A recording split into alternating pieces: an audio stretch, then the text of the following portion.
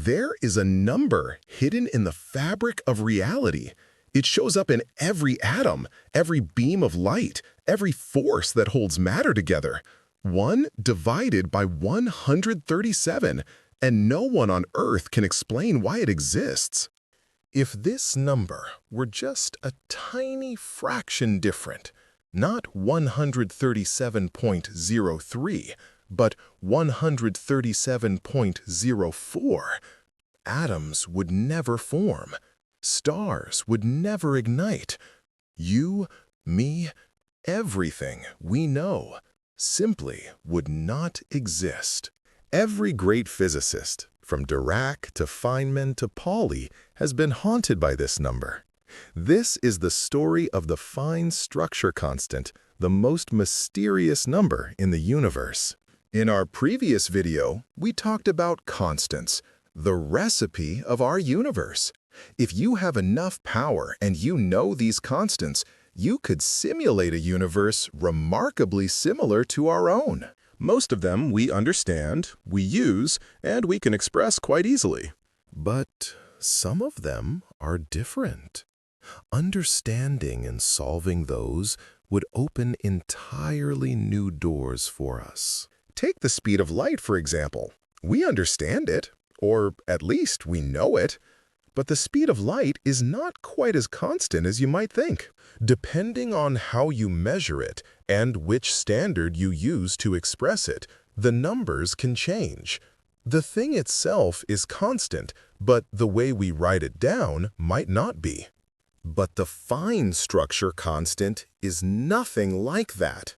No matter what you do, no matter which language or measurement standard you use to express it, the result never changes. Like the first article of the universe's rulebook, one that cannot be changed, and no one would even dare to suggest changing it. 1 divided by 137, the most mysterious number in the universe. This constant was on the radar of nearly every great physicist. Paul Dirac once called it the greatest unsolved problem in physics. There is even a joke about physicists in this number. If you were a thief trying to crack open a physicist's briefcase, the first combination you should try is 137. And it is true. This is a number that sits in the corner of every physicist's chalkboard. It nags at all of them without exception. Numerically, the fine structure constant is represented by the first letter of the Greek alphabet, alpha, and it yields a value extremely close to 1/137th. It appears in virtually every formula that governs light and matter. Without it, many of those formulas would be incomplete. Nobel Prize-winning physicist Eric Cornell from the University of Colorado once said, "It is something like the golden ratio in architecture." And he continued, "In the physics of low-energy matter, things like atoms, molecules, chemistry, and biology, there is always a ratio, the ratio of the large to the small. And when you look at those ratios, you find that all of them are multiples of the fine structure constant, 1/137th. Isn't that just wild? Let's take a look at where this constant comes from and where it shows up. After that, we will try to understand from very different angles why the constants that govern our universe matter so much. First things first. As you know, we've talked about this a lot in our quantum physics videos. Electrons in an atom don't orbit like planets.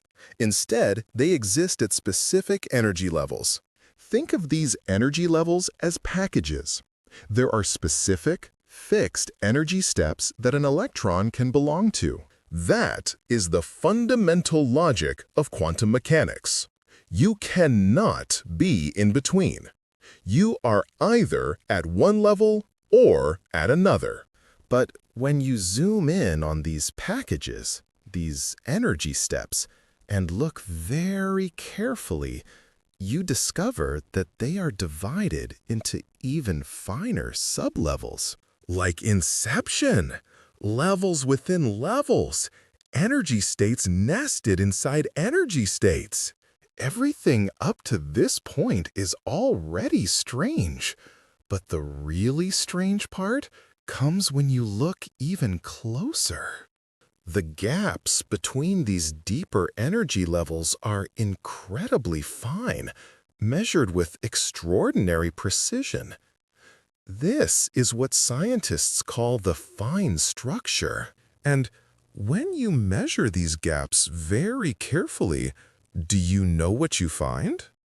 These gaps are calculated as exactly the square of the number of protons in the atom's nucleus multiplied by the fine structure constant. No matter where you look, no matter which atom you examine, this is what you find. The fine structure equals the square of the proton number times the fine structure constant. And it doesn't stop there. This number shows up in the most unexpected places. I will tell you about them. One of the greatest damn mysteries in physics, a magic number with no understanding by man. That is how Richard Feynman described the fine structure constant. So, we might actually be holding a key. Certain special numbers or constants could unlock the universe's mysteries, secrets waiting to be solved. Another beautiful thing about this number, as I mentioned earlier, is that it needs no units whatsoever. It is a pure number. And you know what the best part is? We have been trying for so long to unify the forces of the universe, to find that one single force that connects everything. And 137 gives us exactly that. The speed of light, the electric charge of an electron, and Planck's constant. That means it sits right where relativity, electromagnetism, and quantum mechanics all meet. Here is how it works. Alpha equals E squared, where E is the electron's charge, divided by h bar, which is the Planck constant we also see in Heisenberg's uncertainty principle, times 2 pi times c, the speed of light. And the result of all of that? Yes, 1/137th. To be exact, 1/137.03599913. One of the most beautiful aspects of this number is that it is dimensionless.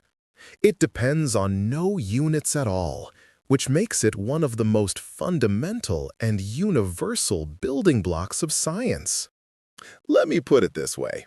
I wish I could have worked on the script for the movie Arrival. This number would definitely have been in it. But anyway, imagine this. If one day we could make contact with an advanced species living on a planet in a distant star system similar to our own, and if this civilization were at least as advanced as ours, and we had to send them a signal, that signal would absolutely be the number 1/137, or simply 137. Units like kilograms, kilometers, and meters would mean absolutely nothing to them. But if we sent this number, if we could show them this ratio, if we could show them alpha, they would understand that we are not a stupid civilization. They would know we understand science and technology, that maybe we are just getting started, but we are working incredibly hard. Assuming, of course, that they possess a similar or even more advanced level of intelligence and development. So alpha is an incredible number, an incredible mystery. But it is not alone. There is another number we will talk about a lot later on, the ratio of the proton mass to the electron mass, which is 1,840. We could have sent that number to our alien friends too. So, why does this ratio matter so much? Why is alpha so important? Because if this number were not 137.03 something, but instead 137.04 something, for example, this channel wouldn't exist. You wouldn't exist. They wouldn't exist. Nothing would. The universe as we know it would not exist. We would be talking about something completely different. Or rather, it would not be us at all. Perhaps some entirely different form of life wouldn't even care about any of this. Because alpha is at the foundation of atomic physics. The most fundamental facts of atomic physics depend on it. With this in mind, when physicists talk about the multiverse, they try to calculate what universes would look like where alpha and the other constants that lead to it are different. And that, of course, points to universes where physics, chemistry, and biochemistry are radically different from what we know. So, where else do we see this constant? I promised I would tell you about that. I opened this video with a quote from Wolfgang Pauli, a half-joking remark that shows he too was obsessed with this constant. When I die, if I meet the devil, the first question I will ask him is, what is the meaning of the fine structure constant? Pauli, recognized as one of the founders of quantum mechanics, said the following in his Nobel Prize speech on December 13, 1946. We need a theory that determines the value of this constant. This would allow us to explain the atomic structure of electricity, which is the most fundamental property of all atomic sources of electric fields found in nature. Because one of the places where this constant is used is in measuring how charged particles, like electrons, interact with electromagnetic fields. Alpha also determines how quickly an atom with increasing energy will emit photons. In fact, scientists observe this constant by measuring the patterns of light changes in atoms. And not only there. This constant is also hidden in sunlight and in the light from distant stars. So what is the problem? Here it is. We do not know why alpha has this particular value. We don't know why it's not one more or one less. We simply do not know. Nature insists on this number. And since the 1880s, it has held its place at the heart of every formula scientists use in their dream of reaching a unified theory. Now, there is something else worth mentioning. Some researchers actually challenge the idea that this constant is truly constant. Some suggest that alpha may have changed, even if only by the tiniest amount, over the last 6 billion years, and that it might not be quite as constant as we think. But as of now, the opposite has not been proven through observation or experiment. That is why countless interpretations have emerged from this constant.